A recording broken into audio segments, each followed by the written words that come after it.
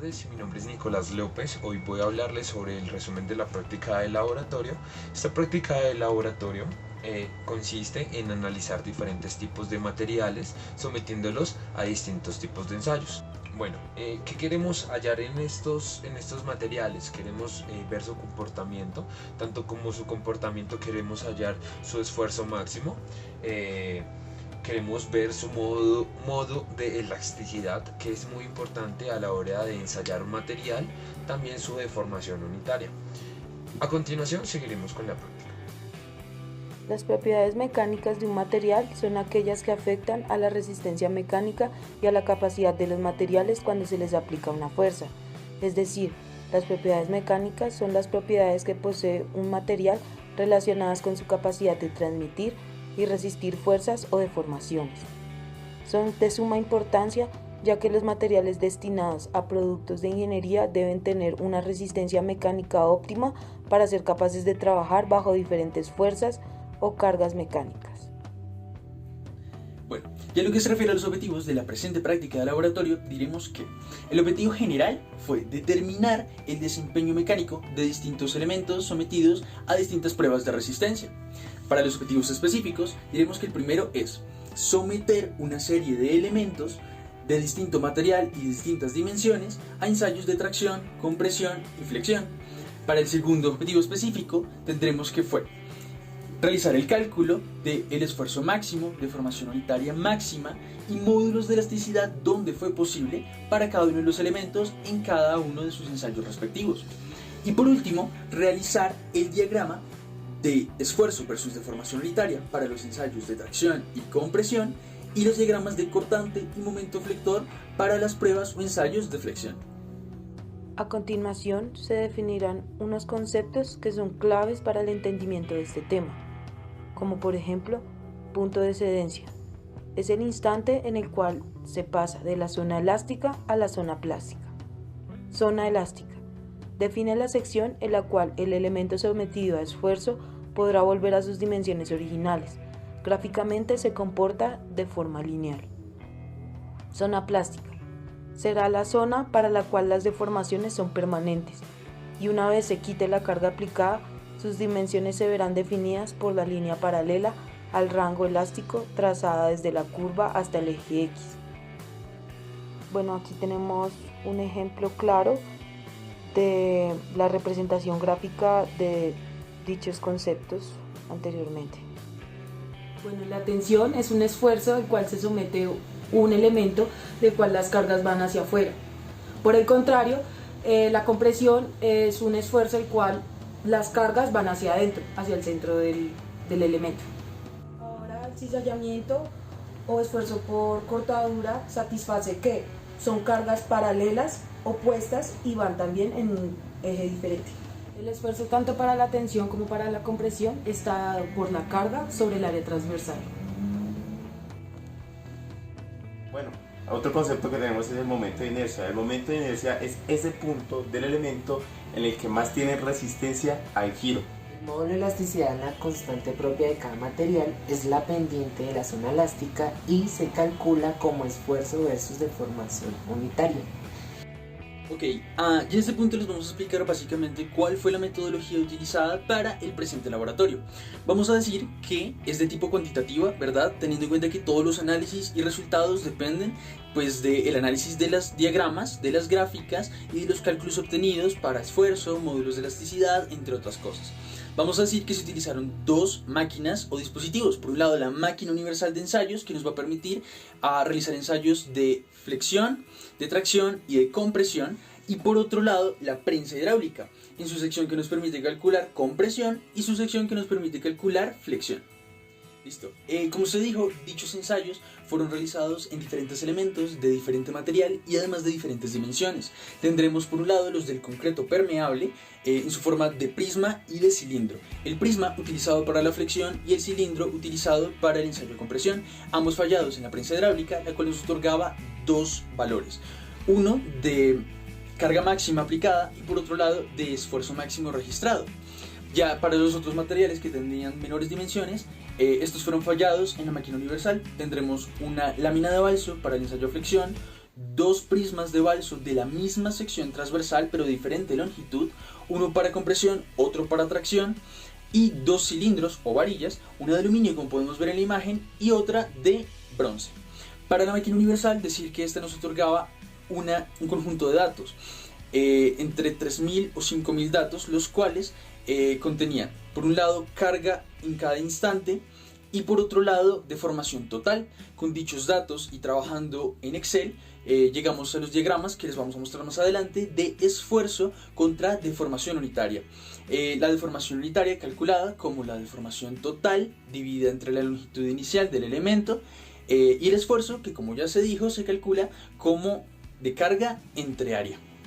Ya por último agregar que para los 3 ensayos de tracción se calcula tanto el esfuerzo máximo como la deformación unitaria máxima como el módulo de elasticidad. Para los ensayos de compresión, en el balso se toman en cuenta estos 3 factores ya nombrados, pero para el concreto no. La máquina ya nos daba el esfuerzo máximo y lo que vamos a calcular es el módulo de elasticidad a través de lo que nos indica la NSR10.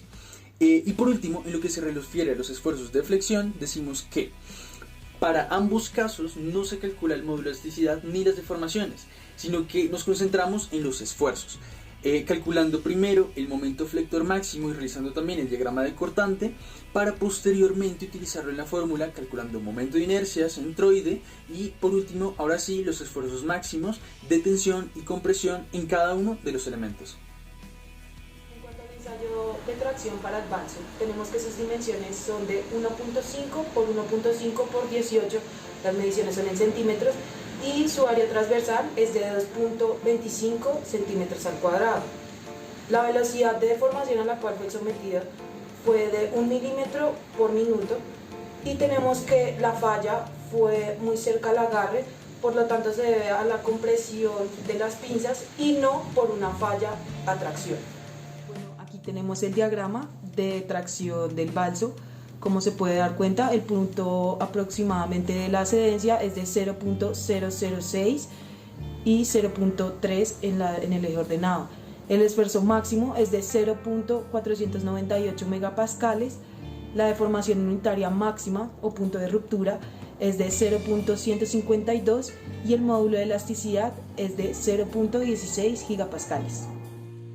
Para la experimentación de la tracción del aluminio, pues tenemos un objeto de aluminio, el cual tiene una longitud de 18 centímetros, un diámetro transversal de 0.4 centímetros y un área transversal de 0.126 centímetros cuadrados. La velocidad de deformación que se utilizó en la máquina fue de 2 milímetros por minuto. Ahora, para hablar de la falla, primero es necesario saber el concepto de restricción. El concepto de restricción es básicamente que el objeto o el elemento es tensionado, como lo hicimos en este momento de tracción, y el área transversal del elemento se va a ver un poco más delgado, angosta, o se va a ir acortando a medida que yo voy haciendo mayor tensión, como podemos ver en la plastilina. Aquí podemos reconocer, como podemos ver en la punta, se ha disminuido mucho el área transversal del diámetro. Bueno, para hablar de la falla del elemento, pues tenemos que se produjo en nuestro caso en todo el centro del elemento. Aquí podemos ver la falla y es una fractura ideal, que es lo que se estaba buscando para pues tener en cuenta los cálculos del esfuerzo y la carga y todo demás. Bueno, con la continuación del entendimiento de la experimentación, pues tenemos algunos conceptos como el que nos explicó la compañera Gabriela de la zona plástica. Bueno, en este gráfico de esfuerzo versus deformación unitaria, pues podemos encontrar algo no tan claro, pero pues que podemos entender que la zona plástica se divide en dos. La pendiente de la curva positiva, que generalmente está al comienzo de las gráficas, pues podemos encontrar que es denominado, ese concepto se denomina como influencia o cedencia. Y para la curva negativa, que se encuentra casi siempre al final, bueno, esa pendiente negativa de la curva es denominada como el endurecimiento por deformación. Bueno, para la tracción del aluminio, pues tenemos que el punto de cedencia nos ha resultado en el punto 0.011,60. El esfuerzo máximo nos dio en el 80.214 megapascales y la deformación unitaria máxima o punto de ruptura nos dio en el 0.126. El módulo de elasticidad lo encontramos en el 7.639 gigapascales. Bueno, a mí me correspondió el palo de balso a compresión. Las dimensiones del palo de balso es de 1.5 por 1.5 por 12.5 centímetros al cuadrado y el área transversal de dicho elemento es de 2.25 centímetros al cuadrado. La velocidad de deformación que se obtuvo de la máquina universal es de 1 milímetro por minuto.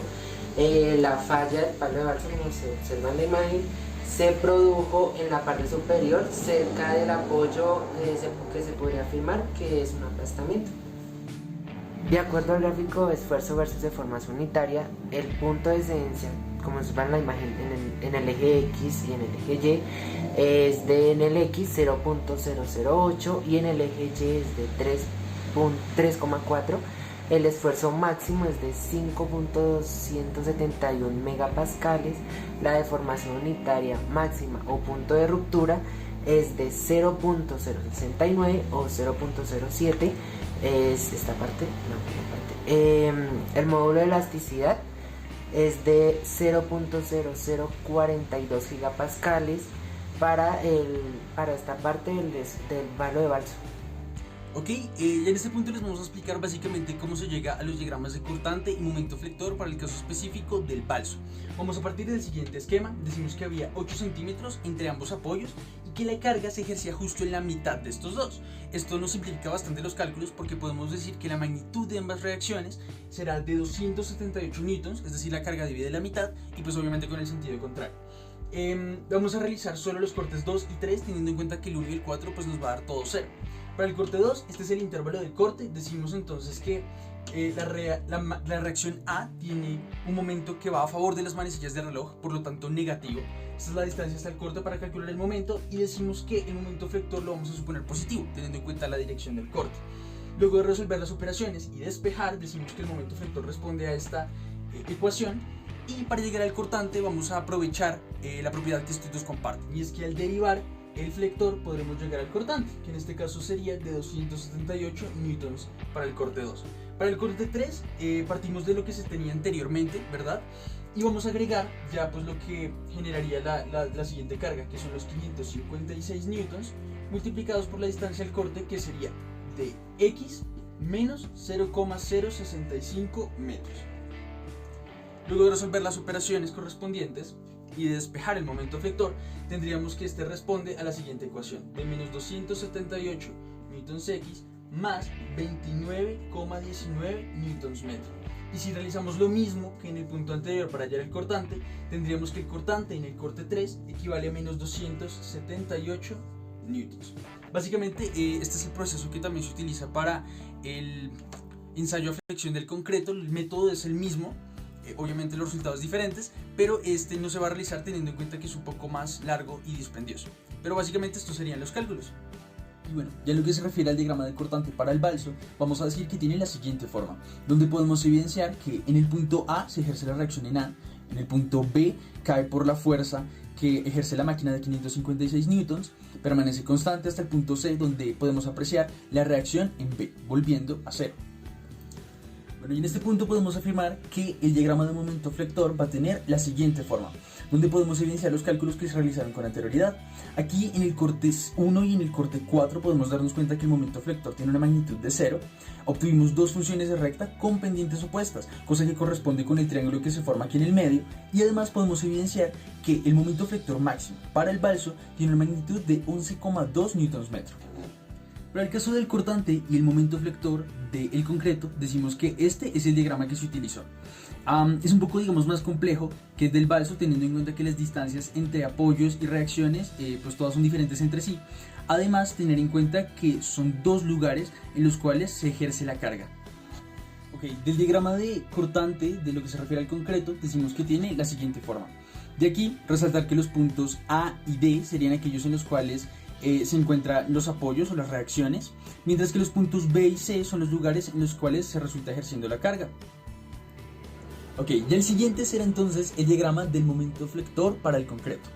Aquí podremos entonces evidenciar que el momento flector máximo para el concreto es de 0,481 kilonewtons metro. Aquí habían 5 cortes. Tendremos que para el primero y para el último el momento permanece en ceros, al igual que en el balso, mientras que el punto B y C serán los lugares en los cuales se aplica la carga en 2 puntos. Tendremos que A y D serán los puntos en los cuales se apoya el prisma de concreto para la prueba de flexión. Y decir que en caso de que se desee profundizar en los cálculos de los cortes para llegar al diagrama de cortante y momento flector del concreto, pueden revisar la descripción de nuestro video. Ok, y en este punto les vamos a explicar básicamente cómo se llega a los esfuerzos de cada uno de los elementos que fueron sometidos a flexión. Entonces, antes de comenzar con los cálculos, hacer las siguientes consideraciones. Que básicamente este es el diagrama y los cálculos para el balso, mientras que este es el diagrama y cálculos para el concreto. Vamos a decir que se representan los ejes neutros y también los puntos donde estará el centroide respecto a la altura, y que A sub T es área transversal, ¿verdad? Bueno, en ambos casos ninguno de los elementos fue sometido a una flexión pura, ¿verdad? Por tanto, diremos que cada uno de los esfuerzos será calculado con esta fórmula, en la que será el momento flector máximo por el centroide respecto a la altura dividido entre el momento de inercia. Y el momento de inercia será base por altura al cubo entre 12, para un área transversal con forma de rectángulo, en este caso. Vamos a decir que, aquí ya están reemplazados los valores respecto al momento de inercia, y diremos que para el balso tendremos un valor de momento de inercia de 1,04 por 10 a la menos 9 metros a la 4, mientras que para el concreto tendremos un valor de 5,12 por 10 a la menos 5 metros a la 4, que ya están reemplazados en las fórmulas de esfuerzo. A lo que se refiere al momento flector, cada uno de esos cálculos ya se mostró con anterioridad, por lo menos para el balso, ¿verdad? Y como se dijo, para el concreto no se hacen porque por la cantidad de los decimales, teniendo en cuenta que las dimensiones no eran medidas exactas, entonces los decimales son mucho más numerosos, y diremos entonces que esos cálculos son un poco enredados. Además que había que hacer un corte más porque las cargas se aplicaban en los apoyos, ¿verdad? Pero básicamente el método fue el mismo, ¿verdad? A través de cortes. Bueno, diremos entonces que para el balso el momento flector máximo que calculamos fue de 11,12 newtons metro, y que el centroide va a ser la mitad de altura, ¿verdad? 0,0025 metros, que nos dará un valor de esfuerzo para el balso de 26,69 megapascales. En cambio, para el concreto tendremos que su momento flector máximo fue de 481 newtons metro, multiplicados por el centroide, que será la mitad entonces de la altura, de 0,08 metros, y que al final tendremos un esfuerzo de aproximado de 0,7516 megapascales.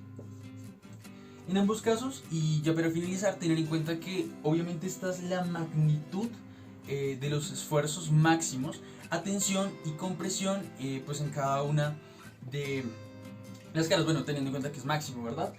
Diremos que para el balso los esfuerzos máximos de compresión estarán en la cara donde se aplica la carga, mientras que en la cara opuesta estarán los de tensión. La magnitud será la misma, como ya dije, y lo único que va a cambiar es el signo, ¿verdad? Los de compresión son negativos, mientras que los de tensión positivos. Y de la misma forma, para el concreto, que ya tenía 2 cargas, en dicha cara los esfuerzos máximos de compresión serán con esta misma magnitud en negativo, y en la cara contraria los de tensión con un signo positivo. Ok, en el ensayo de la tracción del bronce tenemos una muestra con dimensiones de longitud de 18 centímetros y un diámetro de 0.3 centímetros, teniendo también un área transversal de 0.0707 centímetros cuadrados, y la fallaremos a una velocidad de deformación de 1 milímetro sobre segundo. Esto es la velocidad que tiene nuestra máquina a la hora de fallar nuestro elemento. Bueno, para el experimento de tracción del bronce tenemos que la gráfica de esfuerzo versus deformación unitaria nos da de la siguiente forma. Aquí tenemos que nuestro punto de excedencia nos da en el punto 0.12 en el eje de las X y 118 en el eje de las Y, que sería el esfuerzo. Tenemos un esfuerzo máximo de 169.199 megapascales y tenemos una deformación unitaria máxima o un punto de ruptura de 0.161. Tenemos también un módulo de elasticidad de 13.712 gigapascales. Para el ensayo de compresión del concreto se obtuvo una muestra cilíndrica de dimensiones de 30 centímetros de largo y 15 centímetros de diámetro. El área transversal es de 176.7 centímetros cuadrados y se definió que la falla fue en la parte de arriba y fue por aplastamiento. La carga máxima fue de 67.61 kilonewtons, el esfuerzo máximo fue de 3.82 megapascales y el módulo de elasticidad fue de 9.2 gigapascales. Para el cálculo del módulo de elasticidad de concreto, pues tenemos que tener en cuenta la norma NRC10, en la cual pues nos indica que para un concreto con densidad normal tenemos que utilizar la fórmula de 4700 por la raíz cuadrada del esfuerzo máximo. En este caso, pues tendríamos que sería 4700 por la raíz cuadrada de 3.82 megapascales y eso nos dio un resultado de 9186.06 megapascales. Concluimos que la deformación unitaria máxima, la mayor fue del bronce, de ahí le sigue la madera y por último el aluminio. En cuanto al esfuerzo máximo, podemos concluir que el balso tiene el menor esfuerzo máximo en comparación del aluminio y el bronce, que fue el que presentó un esfuerzo máximo mayor. El balso es un 0.29% menor que el bronce. Y en lo que se refiere a los módulos de elasticidad, podemos decir que en el orden del bronce, aluminio y el balso presentan una proporción en comparación con el acero estructural de 14,6 a 1, 26,2 a 1 y 1250 a 1 respectivamente, teniendo en cuenta que el módulo de elasticidad del acero es de 200 gigapascales. Ok, respecto a lo que se dijo anteriormente, debemos recordar que ni para el bronce ni para el aluminio se obtuvo el módulo de elasticidad ideal, es decir, el que se encuentra en la literatura. De hecho, el bronce tiene un módulo de elasticidad que va de 80 a los 110 gigapascales, mientras que el aluminio se estima alrededor de los 70. Nosotros obtuvimos para el aluminio un valor de 7, algo, tal vez el del bronce sí fue un poco más parecido al valor real, pero en el aluminio es 10 veces inferior al que nos indica la literatura. Entonces, bueno, en ese punto decir que obviamente dichas diferencias se deben a la composición de cada material, a su pureza, ¿verdad? Porque pues esas propiedades químicas y físicas intrínsecas de cada uno de ellos va a afectar su desempeño en la parte mecánica. A esto agregar también que, bueno, para los ensayos de fricción, decir que ninguno fue una fricción pura, y para todos los ensayos agregar que pues cosas como el esfuerzo máximo, la deformación unitaria máxima no se comparan, teniendo en cuenta que sus dimensiones no eran las mismas. De hecho, ese no era el objetivo del laboratorio, pero sí podemos comparar sus módulos de elasticidad, pues estos no dependen de la forma que estos tengan ni de sus dimensiones, sino directamente del material en sí. Pudimos conocer el comportamiento de los materiales sometidos a ciertas cargas, a ciertos esfuerzos, mediante la máquina universal. Bueno, estos materiales, tanto como el aluminio, el concreto, el balso, el cobre, nos muestran un diferente comportamiento a la hora de ser ensayados, ¿verdad?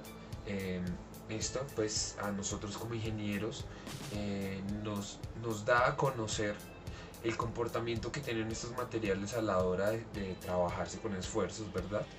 Ya que nosotros como ingenieros pues trabajamos distintos materiales que nos van a ayudar pues a edificar ciertas estructuras, ¿verdad? Y para eso pues hay que analizar todos los comportamientos que tiene un elemento al fallarse, conocer sus cargas máximas, esfuerzos máximos, módulo de elasticidad, conocer sus fallas, tanto como sus áreas transversales, sus dimensiones. Esto es muy importante.